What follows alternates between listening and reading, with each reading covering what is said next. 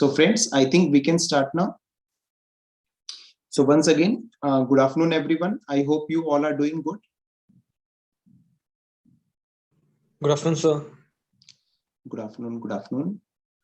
So today, what we will be doing are two, we can say, readings are left in case of corporate issuer.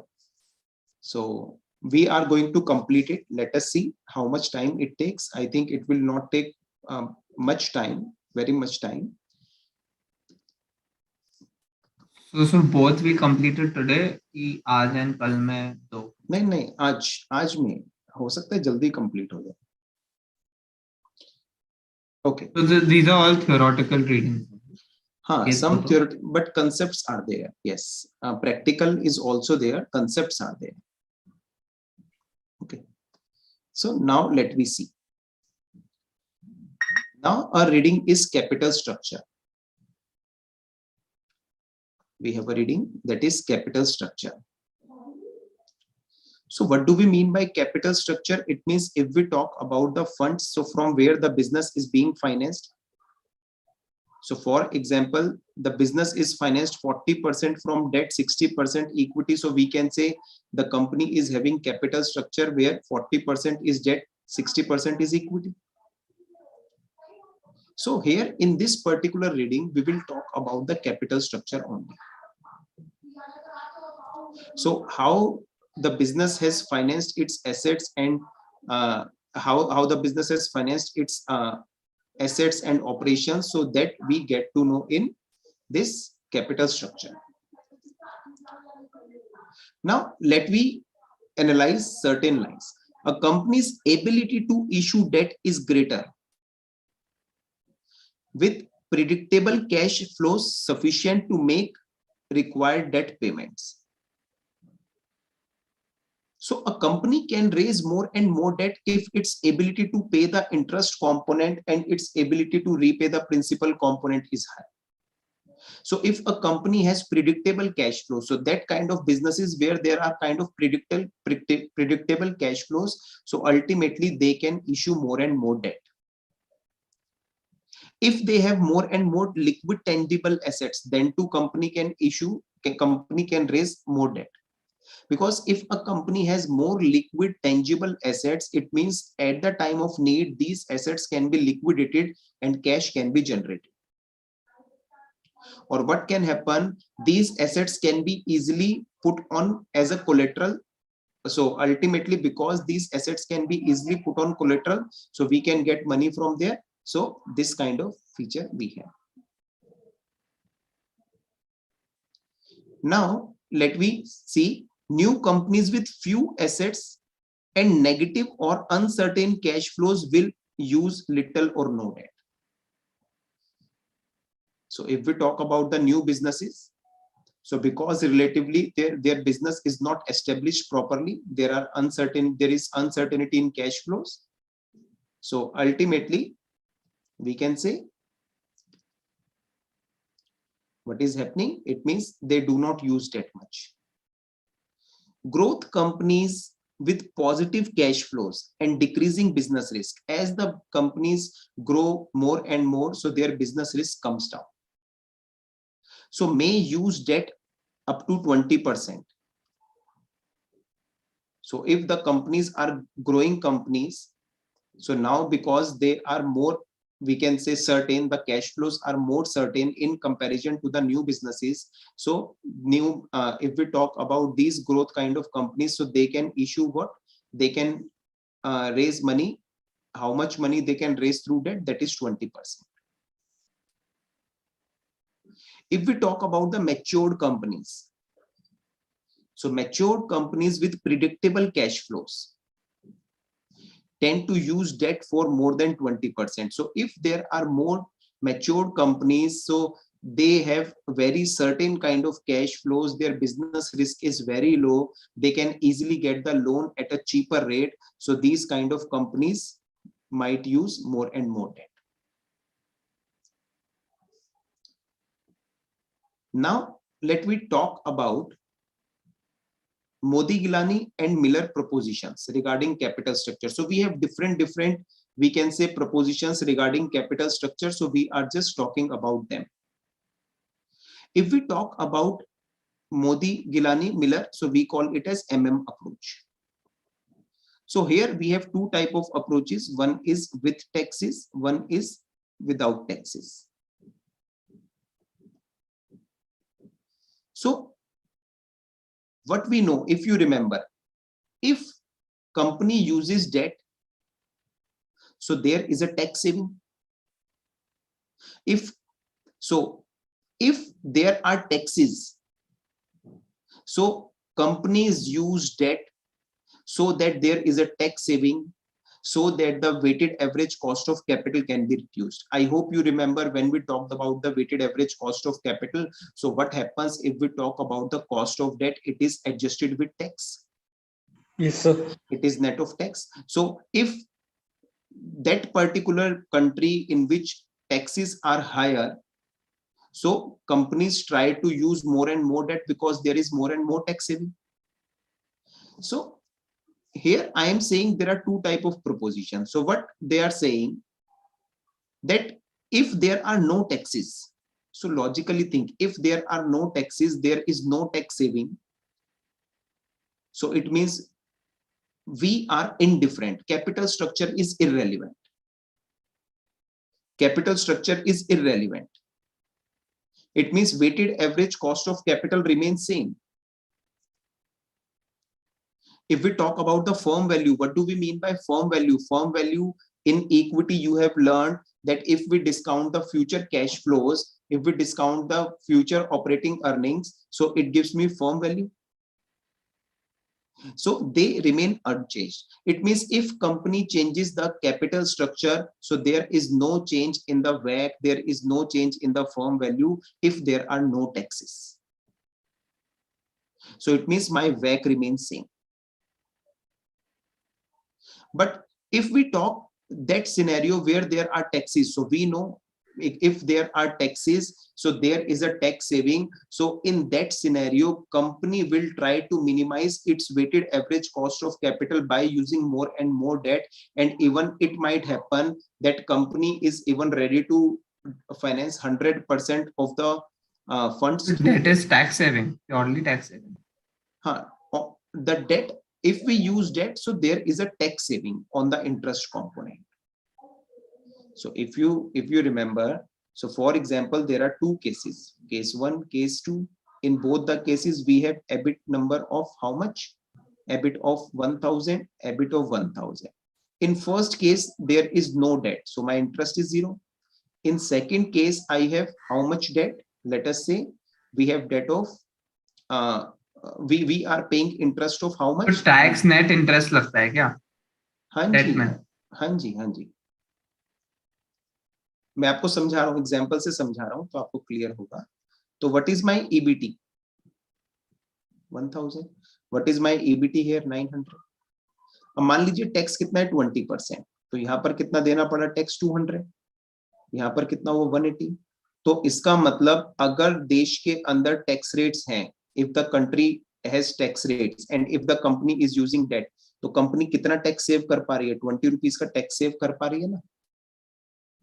तो इसका मतलब company क्या चाहेगी? Company ज्यादा से ज्यादा इस डेट अपने कैपिटल स्ट्रक्चर में रखना चाहेगी, so that more and more tax saving is there, so that weighted average cost of capital is minimized. और cost of net after deducting the tax, तो फर्स्ट वाला इज अ बेटर ऑप्शन. आप तो second में tax save तो कर रहे हो, बट अब डेट का इंटरेस्ट भी तो पे कर रहे हो. नहीं, डेट का इंटरेस्ट पे कर रहे हैं, कॉस्ट ऑफ इक्विटी भी तो होती है. अच्छा, हाँ, वो फ्री ऑफ कॉस्ट थोड़ी होती है. Do you remember it that CAPM model and the different 2-3 approaches we did? तो वो भी फ्री ऑफ कॉस्ट थोड़ी है. सो if we have taxes, so company tries to do what? Company tries to minimize its WACC, that is weighted average cost of capital. And you know, if our discounting rate is lesser, the value of the firm increases. जितनी कम हमारी discounting rate होगी उतनी ज्यादा value निकल कर आएगी, जितनी ज्यादा हमारी डिस्काउंटिंग रेट होगी उतनी कम वैल्यू निकल कर आएगी. So that is the thing. So discounting as in debt financing का ये जो interest component, the lower the interest. नहीं नहीं, और तो डिस्काउंटिंग नहीं, डिस्काउंटिंग का मतलब क्या है, आप लोगों ने इक्विटी किया है तो उसमें देखा था एक डिविडेंड डिस्काउंट मॉडल या फिर free cash flow to firm model देखा था कि हम लोग डिविडेंड को डिस्काउंट करते हैं यस सर, या फिर फ्यूचर कैश फ्लोज को डिस्काउंट करते हैं, ऐसा ध्यान है कुछ? डिस्काउंट करने का मतलब क्या है? प्रेजेंट वैल्यू निकालना। चलो, अगर मैं फ्यूचर वैल्यू निकालता हूं तो क्या होता है? PV into 1 plus R raise to the power N. इसको हम क्या बोलते हैं? कंपाउंडिंग। यस। अगर मैं प्रेजेंट वैल्यू निकालता हूं तो क्या होगा? Future value divide by 1 plus R raise to the power N. इसको हम बोलते हैं डिस्काउंटिंग। तो ये जो रेट है आर, इसी को हम बोलते हैं डिस्काउंटिंग रेट। तो अगर हम free cash flow to firm use करते हैं अपने वैल्यूएशन के अंदर, इसका मतलब मेरी ये कैश फ्लो, ये कैश फ्लो होता है। कैश फ्लो की डेफिनेशन अगर free cash flow to firm है तो मेरा डिस्काउंटिंग फैक्टर क्या होता है? वैक। तो इसी को हम बोल रहे हैं। लॉजिकली देखिए, जितना ज्यादा डिस्काउंटिंग फैक्टर होगा प्रेजेंट वैल्यू उतनी कम निकल कर आएगी, जितना कम डिस्काउंटिंग फैक्टर होगा प्रेजेंट वैल्यू उतनी ज्यादा निकल कर आएगी। यस और नो? शनय, क्या ये पॉइंट अब क्लियर होता है? yes sir. पक्का? Chinmay, is it fine? Yes, sir. Okay okay, great. Sir hmm जो डिस्काउंटिंग में जो बेसिकली जो परसेंटेज होता है हम्म वो मतलब इन्फ्लेशन ही हो सकता, इन्फ्लेशन ही होता है ना, नहीं नहीं नहीं, या इंटरेस्ट मैंने रेट जो मैंने बताया ना, वैक होता है। अगर मेरा cash flow free cash flow to firm है, अगर मैं अपनी कंपनी की वैल्यूएशन इस कैश फ्लो के बेसिस पर कर रहा हूं, तो जो मेरा डिस्काउंटिंग रेट है वो क्या होता है? वैक, weighted average cost of capital, जो हमने कॉस्ट ऑफ कैपिटल वाले चैप्टर में पढ़ा था। ठीक है। अगर मेरा कैश फ्लो होता है free cash flow to equity या फिर डिविडेंड, आप लोगों ने डिविडेंड डिस्काउंट मॉडल सुना होगा, क्योंकि ये दोनों इक्विटी से रिलेटेड हैं, तो मेरा डिस्काउंटिंग रेट होता है cost of equity. If you remember, cost of equity भी हमने कॉस्ट ऑफ कैपिटल वाले चैप्टर में पढ़ा था, that is risk free return plus beta into R F minus R F. तो ये मेरे डिस्काउंटिंग रेट होते हैं। क्या ये पॉइंट क्लियर होता है? Yes sir, yes.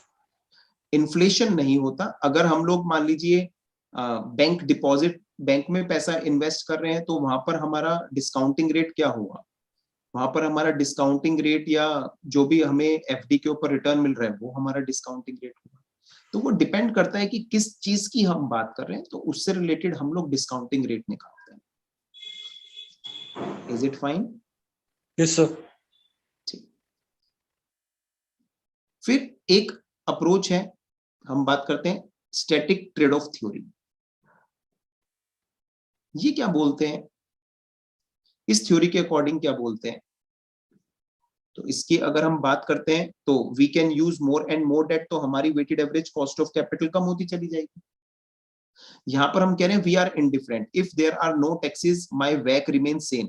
तो अगर वैक मेरा सेम रहेगा तो सिंपल सी बात है, प्रॉब्लम, वैक अगर मेरा सेम रहेगा तो अल्टीमेटली क्या रहेगा? मेरी फर्म की वैल्यू भी सेम रहेगी। यहां पर वैक मेरा कम हो सकता है।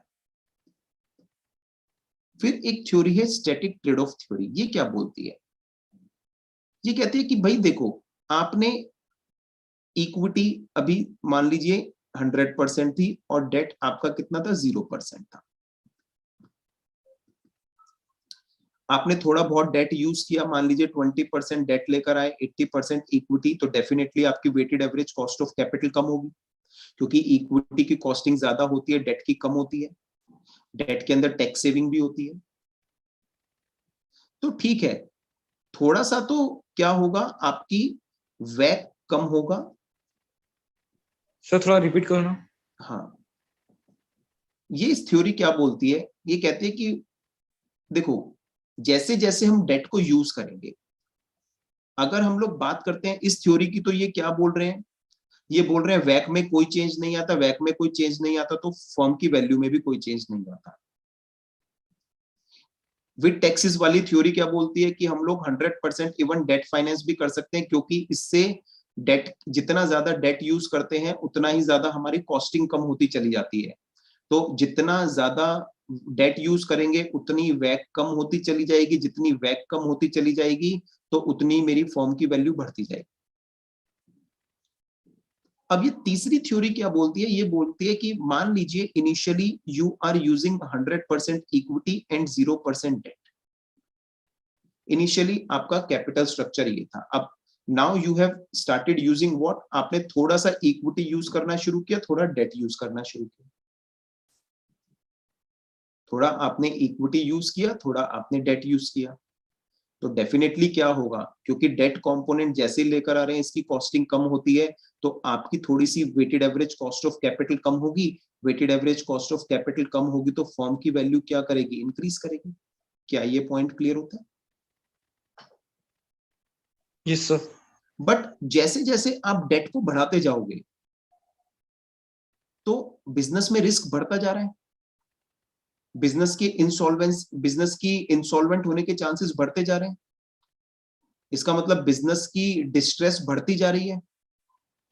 बिजनेस की अगर डिस्ट्रेस बढ़ती जा रही है तो जो कॉस्ट ऑफ इक्विटी, जो इक्विटी शेयर होल्डर्स हैं उनकी एक्सपेक्टेशन भी तो ज्यादा बढ़ेगी। वो कहेंगे इतना ज्यादा आप डेट यूज कर रहे हो तो बिजनेस में रिस्क बढ़ता जा रहा है, बिजनेस में रिस्क बढ़ता जा रहा है तो अब हमारी required rate of return actual में ज्यादा है। तो एक्चुअल में क्या होता है, required rate of return, cost of equity बढ़ जाएगी। डेट भले ही हम ज्यादा यूज कर रहे हैं तो रिड्यूस कर रहे हैं, लेकिन उसके कारण बिजनेस डिस्ट्रेस्ड वे में चला जाएगा, डिस्ट्रेस्ड हो जाएगा। डिस्ट्रेस्ड होगा तो हमारी कॉस्ट ऑफ इक्विटी बढ़ती चली जाएगी। तो distress debt to equity ratio बढ़ जाएगा ना। हाँ, इसका मतलब डेट टू इक्विटी रेशियो अगर बढ़ेगा तो फर्म डिस्ट्रेस्ड होती चली जाएगी, इसका मतलब इनसॉल्वेंट होने के चांसेस उनके बढ़ते जाएंगे। तो क्या होगा, जो रिक्वायर्ड रेट ऑफ रिटर्न है इक्विटी का वो भी बढ़ जाएगा। तो सर ये तो फिर ट्रेड ऑफ है ना, अगर आप बैक को कम कर रहे हो लेकिन आप वो डिस्ट्रेस लेकिन फॉर्म की तरफ लेकिन जा रहे हो। एक टाइम ये होगा कि ये यहाँ पर हम थोड़ा सा भी डेट इंक्लूड करेंगे तो भी इक्विटी, कॉस्ट ऑफ इक्विटी एकदम बहुत ज्यादा बढ़ जाएगी, क्योंकि हम लोगों का जो रिटर्न, जो जो इन्वेस्टर्स होंगे, जो इक्विटी शेयर होल्डर्स होंगे, now they will say this business is very very risky, so our expectation is high. तो जितना बेनिफिट हमें डेट इंक्लूड करने से हो रहा था उससे ज्यादा कॉस्ट ऑफ इक्विटी बढ़ती चली जाएगी। तो एक लेवल के बाद क्या होगा, देखिए वैक इनिशियली तो डिक्लाइन किया, लेकिन एक लेवल के बाद जो ट्रेड ऑफ है क्या होगा, आपकी कॉस्ट ऑफ इक्विटी ज्यादा बढ़ती चली जाएगी इन कंपैरिजन टू जो लेस कॉस्टिंग आपकी डेट की थी। तो हमारा कर्व क्या होगा, इस तरीके से होगा कि इनिशियली डेफिनेटली डेट को इंक्लूड करने से always cost of debt is less than cost of equity क्या? यस, लॉजिकली सोचिए, who is taking more risk, debt और equity? Equity.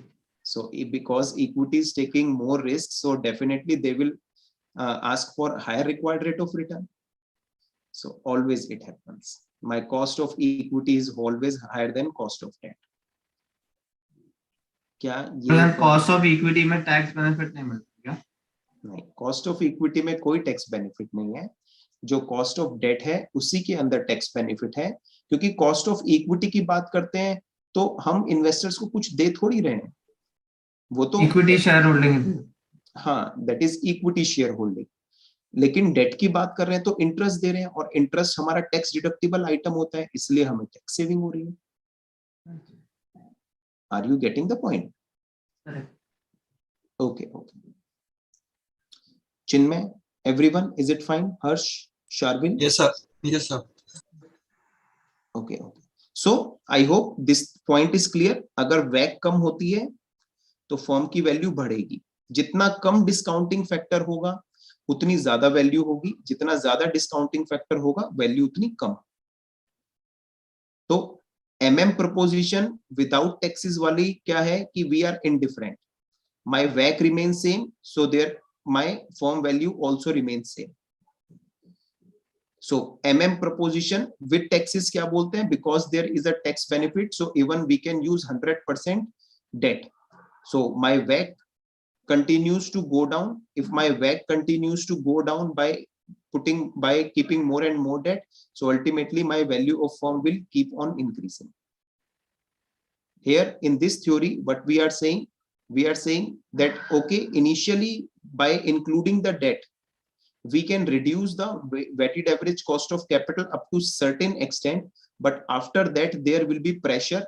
So ultimately there the risk, financial risk will increase in the business. So ultimately cost of equity will increase, because cost of equity will increase more than the cost of cost of debt. So ultimately my WACC will start increase. So we know if WACC start increases, so what happens? My firm value will come down. So these are the 2-3 relations. Sir एक question था. हाँ. Sir ये पूछना चाह रहा था कि जो कॉस्ट ऑफ इक्विटी है, ये हाँ. कंसेप्ट प्रैक्टिकल लाइफ में एप्लीकेबल होता है?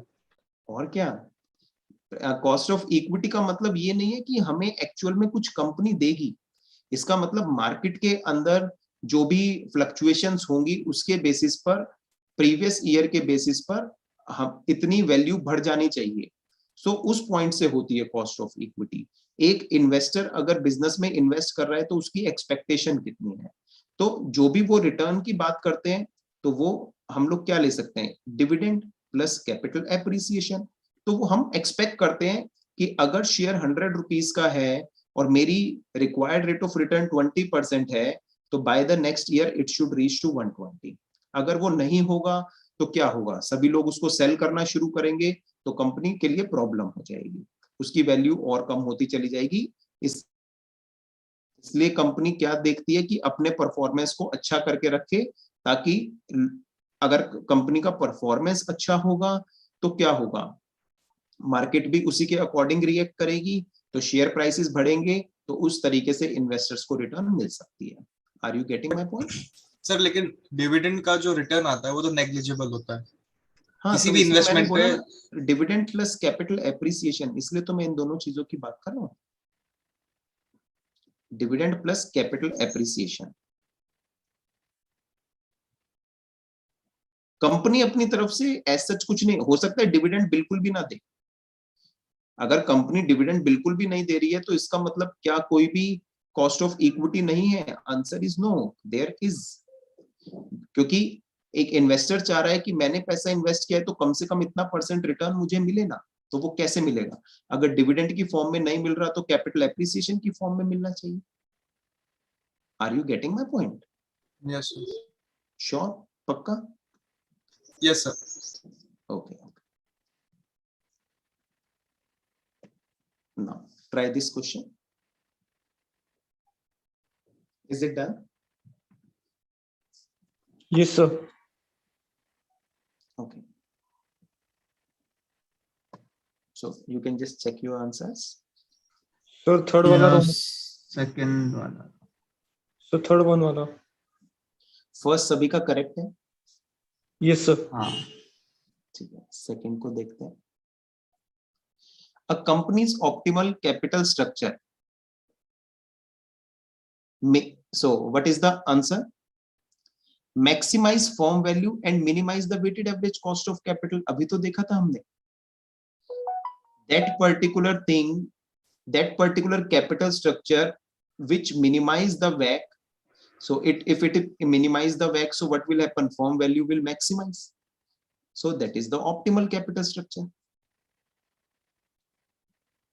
Is it fine? Now, which of the following statement regarding? Sir, third one. हाँ, third ही पढ़ रहा हूँ. Okay. So, which of the following statement regarding MM proposition 1 is most accurate? So, MM proposition 1, it is with taxes or without taxes? It is without taxes. And what we saw there, that we are indifferent. It means we can keep any capital structure. It means my capital structure do not change. I can use either debt or equity. My WACC remains same. So if we go there, so we saw na that WACC remains same. Because WACC remains same, so firm value also remains same.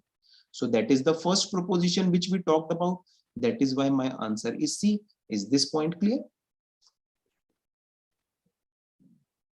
Is it fine? Harsh clear होता है? Sir नहीं समझ आया। देखो हमने दो preposition पढ़ी थी MM की, MM1 MM2। MM1 क्या था? Without taxes.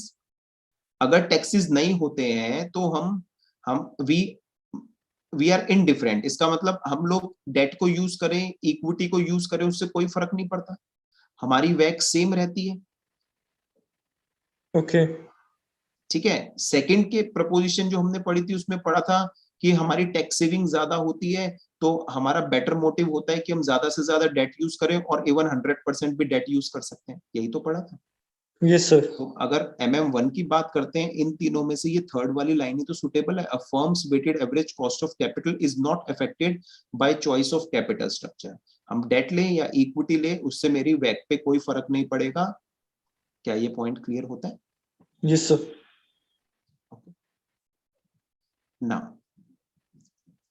Now let me talk about the other things. So we have thing called target capital structure. देखिए जब हम लोग वैक की बात करते हैं,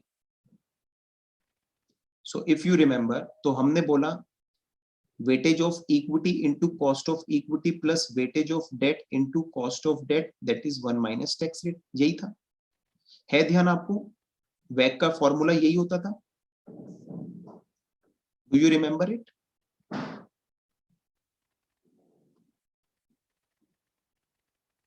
सर याद नहीं। क्या बात कर रहे हो, लास्ट क्लास में तो किया है हमने।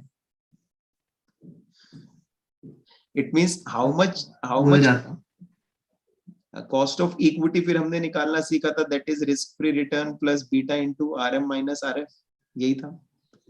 कॉस्ट ऑफ डेट को हमने पढ़ा था कि क्या क्या हो सकते हैं। It can be cost of current issues, it can be debt based approach, it can be for example interest rate which we are calculating, it can be YTM। तो हमने अलग अलग तरीके पढ़े थे कि कॉस्ट ऑफ इक्विटी और cost of debt कैसे कैसे निकाल सकते हैं। क्वेश्चन ये है कि ये वेट्स कौन से हैं? When we calculate the WACC, so what should be the weights? This is the question. So to calculate the WACC, what should be the weights? इसकी अगर हम बात करते हैं, they should be target weights. They should be target weights.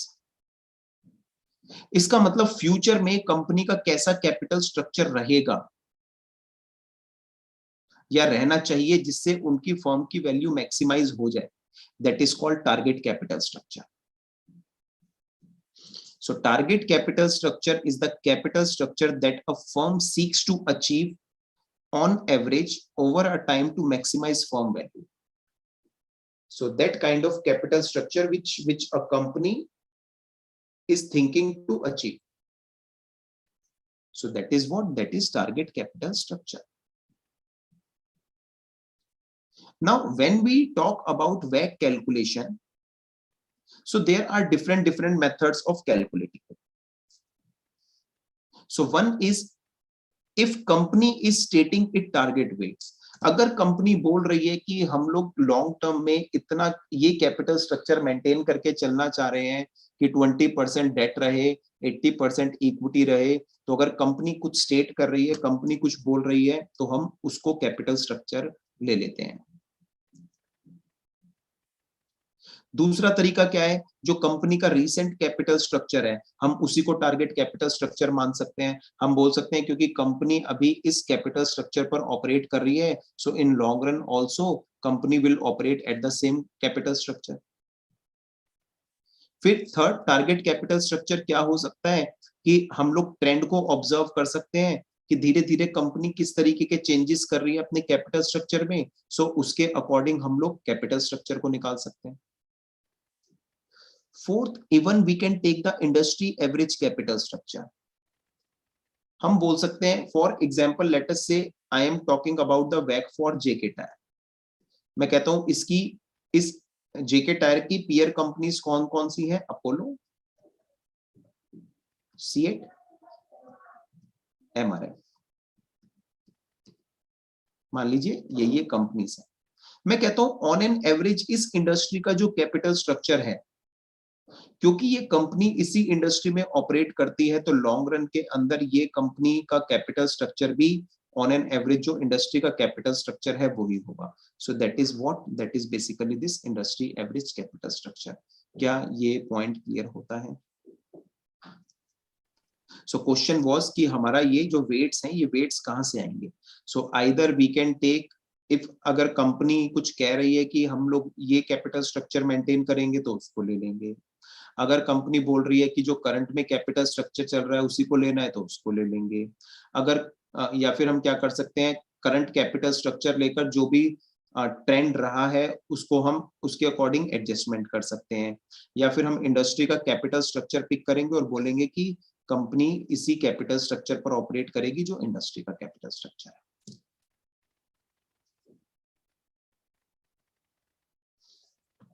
Now we can see some more things.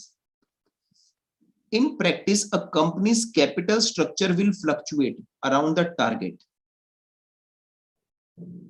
So for example, if company is saying we are going to use 80% equity, 20% debt, तो generally company ने target अपना set कर रखा है कि हमें ये maintain करना है, तो कंपनी का जो कैपिटल स्ट्रक्चर है वो इसके आसपास ही रहेगा।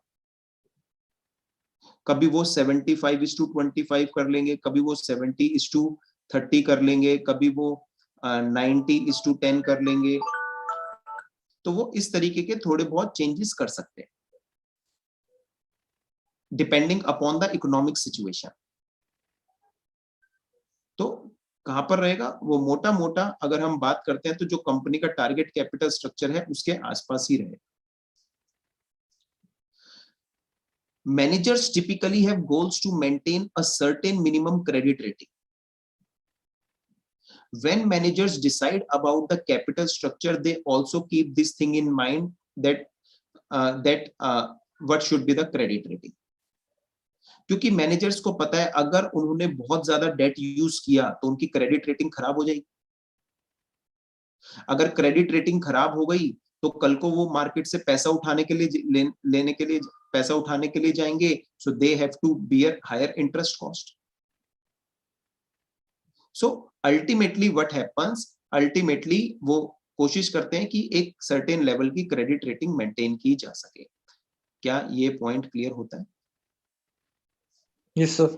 ठीक है। Now often book values of debt equity are used in practice because they are used by rating agencies determining debt ratings. No issue. Now there is a theory called pecking order theory. What this theory says, that this theory is based on information asymmetry between firm management and investors. It means if we talk about the firm management and the investors, they have different opposite views. Logically think, for example, management is saying that we should take more and more debt. If we incorporate more and more debt, so our weighted average cost of capital will be down. जो firm की management है वो कहती है हम ज्यादा date उठा लेते हैं, ज्यादा डेट उठा लेंगे तो कम कॉस्टिंग के ऊपर फंड्स मिल रहे हैं, कम कॉस्टिंग पर फंड्स मिलेंगे तो अल्टीमेटली हमारा काम अच्छा चल जाएगा। इन्वेस्टर्स कहेंगे नहीं नहीं, ज्यादा डेट नहीं उठाना, ज्यादा डेट उठाओगे तो अल्टीमेटली क्या होगा, रिस्क ज्यादा बढ़ जाएगा बिजनेस के अंदर। तो इस तरह का, इसका मतलब दोनों की बिलीफ अलग अलग है। तो देखना शुरू करते हैं। And it suggests that management choice of financing method signal their belief about the firm value. So management की beliefs अलग हैं, investors की अलग हैं। So the theory concludes that retained earnings are the most preferred. So दोनों की अलग अलग बिलीफ है। तो इस थ्योरी के अकॉर्डिंग क्या है कि जो रिजर्व्स एंड सरप्लस के through, it is always better to finance from reserves and surplus. इसका मतलब डेट के थ्रू पैसा रेज करने से या इक्विटी के थ्रू पैसा रेज करने से अच्छा है कि कंपनी के जो रिटेन्ड अर्निंग्स हैं उनसे ही बिजनेस को फाइनेंस किया जाए। क्योंकि इससे ना तो डाइल्यूशन हो रहा, अगर कंपनी मान लीजिए और इक्विटी शेयर्स इशू करती है मार्केट में, तो जो एग्जिस्टिंग शेयर होल्डर्स हैं डाइल्यूशन हो जाएगा। अगर कंपनी डेट यूज करती है तो कंपनी में फाइनेंशियल रिस्क और ज्यादा बढ़ गया। सो इसीलिए क्या है कि सबसे ज्यादा बेटर ऑप्शन है, प्रेफरेबल ऑप्शन है, retained earnings, reserves and surplus का पैसा यूज करके बिजनेस को फाइनेंस किया जाए over the debt and equity. फिर what are the agency cost of equity, which arises because management and shareholders may have conflicting interest, are reduced by increased debt issuance। तो जितना ज्यादा date issue हम increase करेंगे तो ultimately जो conflict है वो बढ़ेगा, सिंपल सी बात है। तो उसी को हम क्या बोल रहे हैं कि एजेंसी कॉस्ट ऑफ इक्विटी एक टर्म हम लोगों ने दे दिया।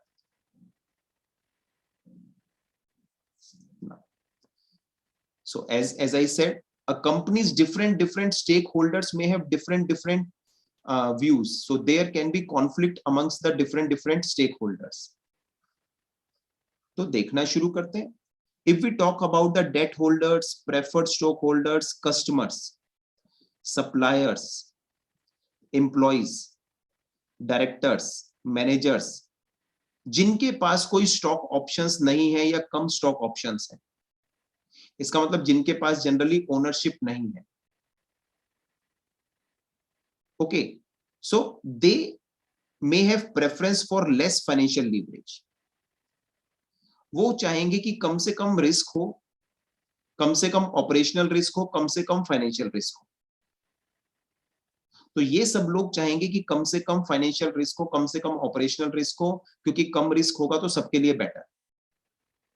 लेकिन अगर हम बात करते हैं ऐसे मैनेजर्स, डायरेक्टर होल्डिंग जिनके पास सिग्निफिकेंट स्टॉक ऑप्शंस हैं, इसका मतलब उनके वो इक्विटी में कन्वर्ट हो जाएंगे या ऑलरेडी उनके पास क्या है, शेयर ज्यादा है। तो अगर ऐसे लोग डिसीजन लेंगे तो वो क्या कहेंगे, वो कहेंगे कि हम ज्यादा से ज्यादा फाइनेंशियल लीवरेज ले, ज्यादा से ज्यादा ऑपरेशनल रिस्क ले, ताकि अगर ज्यादा रिस्क लेंगे तो बिजनेस ज्यादा प्रॉफिट कमाएगा, ज्यादा प्रॉफिट कमाएगा तो ज्यादा वैल्यू बनेगी ना।